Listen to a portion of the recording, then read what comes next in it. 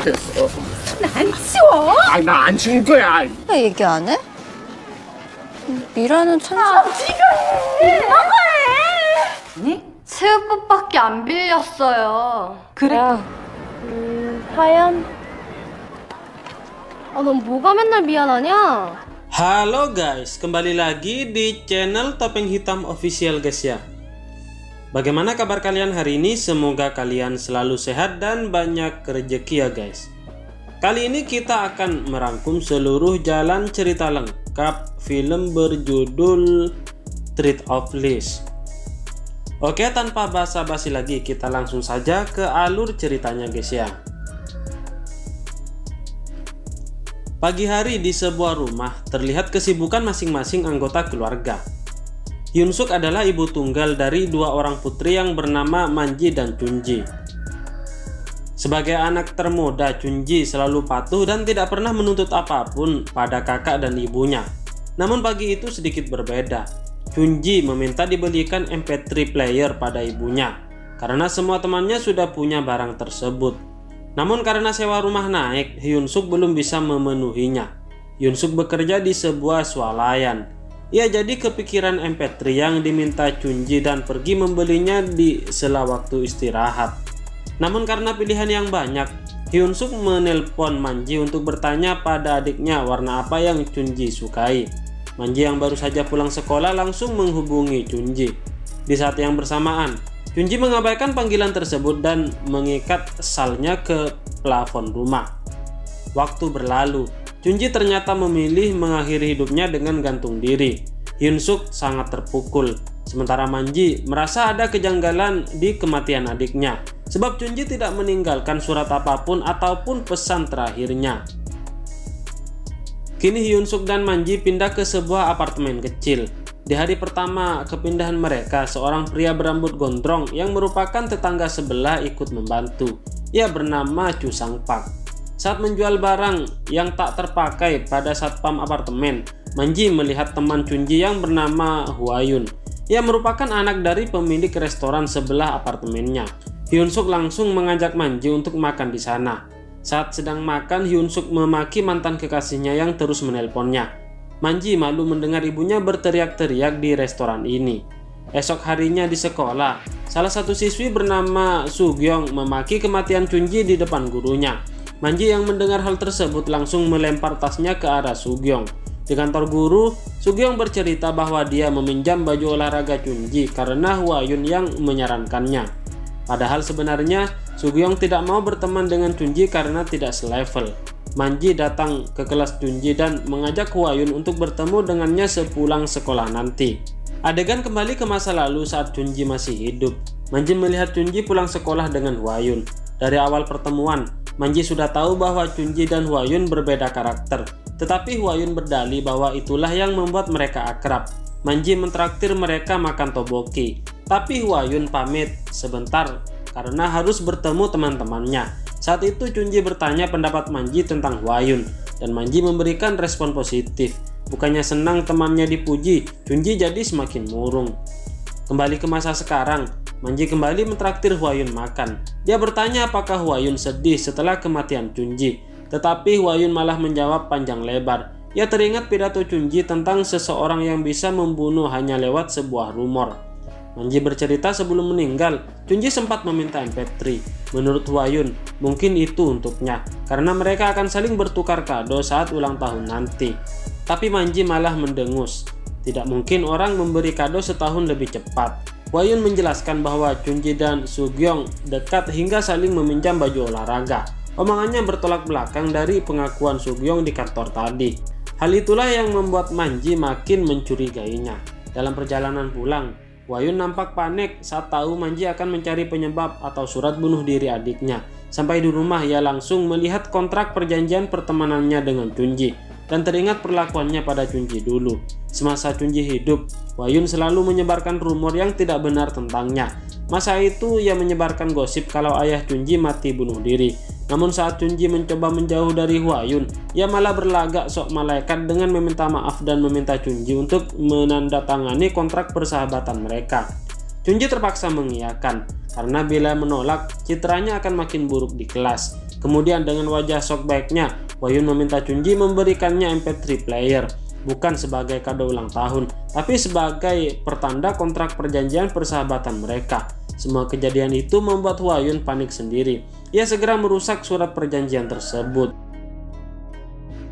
Esoknya di sekolah, Hwa-yun diminta wali kelas untuk mengantar barang-barang peninggalan Chunji kepada keluarganya. Sebelum itu, Hwa-yun mengendap ke kelas dan menyembunyikan catatan Chunji yang berkaitan dengan dirinya.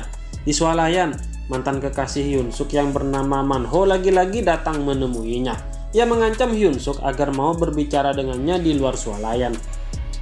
Sampai di luar, ia memaksa Hyun-suk agar mau balikan dengannya. Hyun-suk bahkan hampir dipukuli. Untung saja sang Park datang, meskipun akhirnya ia malah dipukuli Man-ho. Esokannya di sekolah, gosip tentang Hwa-yun yang menjadi penyebab kematian Chunji menyebar. Semua murid jadi mengucilkannya. Mera, teman sebangkunya, juga bilang kalau Hwa-yun selama ini suka menyebar gosip yang buruk tentang Chunji. Hwa-yun tak tahan lagi. Ia juga menuduh kalau seisi kelas juga mengucilkan Chunji. Contohnya saat hari perayaan ulang tahun Hwa-yun. Saat itu Chunji sengaja diundang ke pesta ulang tahun Hwa-yun dengan waktu yang salah. Akhirnya ia datang terlambat dan hanya diberi semangkok mie. Saat ia makan, Hwa-yun dan teman-temannya mulai menggosipkan Chunji di grup chat mereka. Walau tahu sedang ditertawakan, Chunji hanya bisa sabar demi menghargai pesta ulang tahun Hwa-yun. Mera adalah adik dari teman Manji yang bernama Miran. Di rumah mereka, Mera dimarahi karena menghina Chunji yang terlalu naif dan tidak mau membalas perlakuan Hwa-yun. Miran jadi marah karena Mera sebenarnya juga tidak mau bermain dengan Chunji, dan diam saja saat Hwa-yun membulinya. Di saat yang bersamaan, Man-ho pulang ke rumah. Ia adalah ayah Mera dan Miran. Mera sangat membenci ayahnya karena sikap buruknya pada mendiang ibu mereka. Esok malamnya, Mirang mengundang Manji untuk makan di rumahnya. Ia memberitahu jika ayahnya pernah berkencan dengan ibu Manji. Ternyata Manji tidak kaget saat diberitahu fakta tersebut. Ia malah bertanya pada Mera, apakah Chunji tahu jika ayah dan ibu mereka sedang berkencan? Mendengar hal itu, Mera langsung terbatuk kaget. Sepertinya ia menyembunyikan sesuatu. Manji jadi sedih melihat Miran sangat merawat adiknya.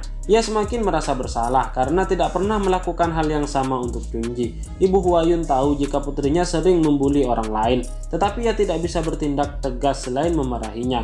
Hwa-yun juga kecewa karena ibunya lebih membela orang lain dibanding dirinya. Demi bisa punya banyak teman, Hwa-yun sering mentraktir murid sekelasnya. Namun kali ini berbeda. Tak ada satupun yang ingin berteman dengan Hwa-yun lagi. Akhirnya Hwa-yun pulang sendirian. Ia pergi ke pos satpam menghampiri Sang Park yang sedang bantu-bantu jaga di sana. Sang Park kaget saat tahu Chunji telah wafat. Ia mengenal Chunji karena gadis kecil itu sering berkunjung ke perpustakaan kota sama sepertinya. Mereka jadi sering mengobrol. Mendengar hal itu, Hwa-yun langsung pergi. Ia langsung menelpon Manji dan menuduh Sang Park sebagai seseorang yang patut dicurigai atas kematian Chunji. Manji jadi terhasut Hwa-yun. Ia terus memikirkan kenapa Sang Park bisa dekat dengan adiknya. Ia bahkan menduga-duga mungkin saja Chunji hamil hingga nekat bunuh diri. Mendengar hal itu, ibunya langsung marah. Bagaimana mungkin Chunji bisa hamil, sedangkan anaknya belum datang bulan. Besoknya Manji langsung ke perpustakaan dan mencari riwayat peminjaman buku Chunji selama ini. Ternyata Chunji selalu membaca buku tentang penanganan depresi. Saat hendak pergi, ia tak sengaja bertemu dengan Sang Park. Sang Park sampai bercerita kalau ia sering mengobrol dengan Chunji dan memahami perasaannya sebagai orang yang dikucilkan. Meskipun tidak suka sekolah, Chunji harus dapat nilai yang bagus agar orang-orang percaya pada perkataannya. Manji sadar jika orang lain justru lebih bisa memahami perasaan Chunji dibandingkan keluarganya sendiri. Esoknya Manji mendatangi tempat kerja Hyun-suk. Tampaknya ia ingin berbaikan dengan ibunya karena perdebatan saat sarapan. Manji merasa kasihan melihat ibunya yang tampak kelelahan dalam bekerja. Di tempat lain, Sang Park didatangi oleh pegawai restoran Hwa-yun yang mengaku sering kehilangan mangkok. Tak hanya itu, bahkan ada gosip buruk tentang restoran mereka. Entah siapa yang menyebarkannya. Di sela waktu istirahat kerja, Hyun-suk selalu merajut. Saat itu benang rajutnya hampir habis dan menemukan gulungan surat di dalamnya. Ia lalu membuka gulungan tersebut dan langsung menangis karena surat itu dari Chunji. Ia mengutuk dirinya sendiri karena tidak pernah perhatian kepada Chunji. Bahkan saat Chunji mengadu perutnya sakit dan izin tidak sekolah, Hyun-suk tetap menyuruhnya pergi. Guru les Chunji juga pernah memberitahu jika Hwa-yun sering membuli Chunji. Tetapi saat menemui orang tuanya Hwa-yun, responnya malah tidak baik. Di rumah, Hyunsuk menyuruh Manji untuk membaca surat di gulungan benang yang baru ia temukan. Ternyata surat kali ini ditunjukkan Chunji untuk Manji. Ia jadi tahu bahwa masih ada 3 gulungan benang lagi yang belum ditemukan. Besoknya Hyunsuk sengaja makan di restoran orang tua Hwayun. Ibu Hwayun merasa bersalah karena selama ini menganggap remeh kasus pembulian yang dilakukan putrinya. Ia makin tak enak hati saat Hyunsuk memberikan MP3 player yang diminta Hwayun pada Chunji. Hyunsuk tidak bisa menerima permintaan maaf dari ibu Hwayun. Beberapa hari kemudian, Hwayun menemukan gulungan benang rajut di lokernya. Ia teringat kalau dulu Chunji yang memberikannya. Hwayun pun langsung memberi benang tersebut pada teman sekelasnya yang suka merajut. Selama di kelas, Hwayun masih terus dibully hingga ia tak sanggup lagi dan memutuskan pulang. Mira menatap benang rajut di sebelah mejanya dan teringat kenangannya dengan Chunji dulu. Mira dan Chunji dulunya sangat dekat. Berawal dari benang rajut, mereka jadi teman dan sering menghabiskan waktu bersama di belakang sekolah. Namun saat tahu ayahnya punya hubungan dengan ibu Chunji, Mira sangat marah.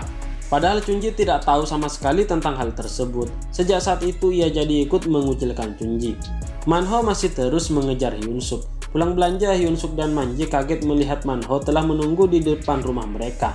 Hyunsuk sangat marah hingga membuat Manho ingin memukulinya. Tetapi Sangpat kembali muncul dan memberi pelajaran kepada Manho. Selepas kepergian Manho, Manji menelpon Meran dan menyuruh mereka untuk tinggal sementara di sana karena perasaan ayah mereka sedang tidak baik. Tetapi Hyunsuk menyuruh mereka untuk tinggal dengannya sementara waktu. Mira dan Meran disambut dengan banyak makanan oleh Hyunsuk. Mira tidak menyangka jika Hyunsuk lebih baik dari dugaannya. Besoknya di sekolah, teman sekelas yang diberi gulungan benang oleh Hwayun menemukan gulungan kertas. Mira yang melihatnya langsung meminta gulungan tersebut dan melaporkannya kepada Meran. Ia turut menanyakan keberadaan benang rajut yang Chunji berikan dulu kepadanya. Tak sengaja Manji datang dan melihat surat tersebut. Mira memberitahu bahwa benang tersebut milik Hwayun. Lantas mereka penasaran isi surat yang ada dalam gulungan benang merah. Sesaat Mira jadi teringat obrolan terakhirnya dengan Chunji. Ia berkata bahwa dirinya membuli Chunji karena ada alasan, sementara Hwayun hanya untuk bersenang-senang. Hwayun baru akan sadar jika seseorang mati karena ulahnya, dan ternyata Chunji benar-benar mengikuti perkataan Mira. Ia jadi sangat gugup saat kakaknya membuka gulungan benang dari Chunji untuk dirinya. Manji menyuruh Mira untuk membaca suratnya sendiri. Setelah ia membacanya, Mira tak menyangka jika adiknya bisa setega itu kepada Chunji. Mira membela dirinya. Ia berkata bahwa hanya dirinya lah yang melindungi Chunji saat dibully. Tapi semua berubah saat tahu orang tua mereka memiliki hubungan. Secara tidak langsung hubungan pertemanan Manji dan Meran jadi retak karena Meran tak sanggup melihat adiknya disalahkan total atas kematian Chunji. Pulang sekolah, Manji memergoki Hwayun sedang mengumpulkan mangkok kosong di restorannya. Bukannya membawa pulang, ia malah pergi entah kemana. Ternyata selama ini orang yang mengambil mangkok-mangkok itu adalah dirinya. Dan ia jugalah yang menyebarkan rumor buruk tentang restoran keluarganya. Hwayun sampai di tempat, ia membuang mangkok-mangkok restorannya. Manji yang dari tadi mengikutinya sangat marah melihat hal itu.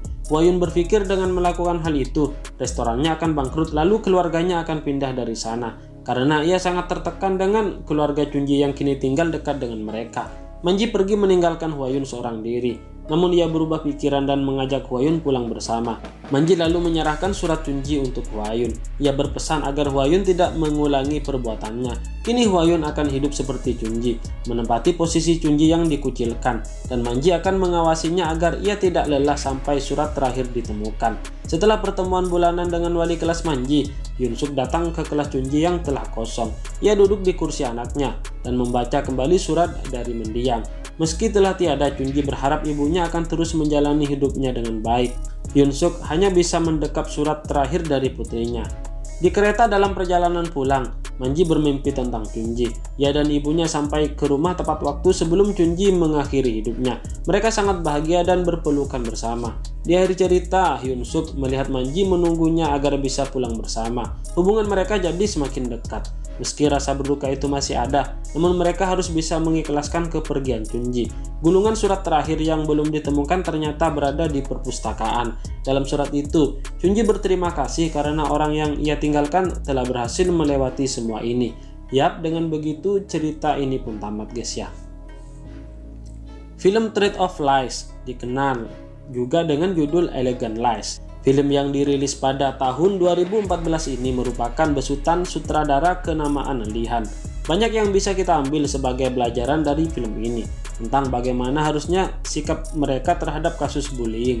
Kasus pembulian tidak selamanya tentang kekerasan fisik, pembulian verbal dan psikologis. Justru harusnya lebih diwaspadai karena sering luput dari perhatian. Chunji adalah contohnya. Kurangnya respon dari orang-orang terdekat bahkan seperti kakaknya dan ibunya justru membuatnya mengambil jalan mengakhiri hidupnya. Saat Chunji meninggal, semua orang yang mengenalnya merasa bersalah dan menyesali hal tersebut. Sementara Hwayun sebagai pelaku bullying, di satu titik ada saatnya dia berubah menjadi korban. Secara tak langsung, ia berada di posisi Chunji saat orang-orang ternyata meninggalkan dirinya. Bagi kalian yang baru menemukan channel ini, mohon dukungannya dengan cara klik like, share, dan juga subscribe di bawah ini. Serta aktifkan juga tombol loncengnya, supaya kalian tahu jika ada konten terbaru dari channel ini guys ya. Oke, terima kasih guys, bye-bye.